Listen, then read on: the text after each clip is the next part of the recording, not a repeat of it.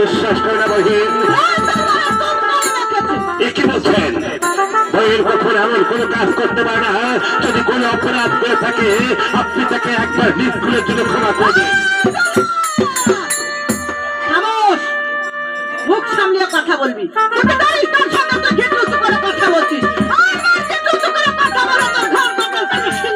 আমি জানি আপনি আমার খুব যত্ন নিতে পারবেন, তবে একটি কথা মনে রাখবেন, আমি চলে চাল্লাদ আপনার জন্য আমি অনেক মায়ের কোল খালি করেছি। আজকে মা কমলার হয়ে আপনার কাছে কমলা একবারের জন্য ক্ষমা চাচ্ছে, আপনি ক্ষমা করে দিন।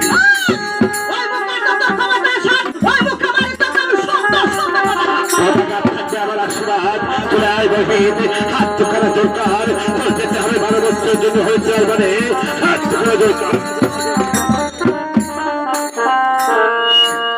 দাদা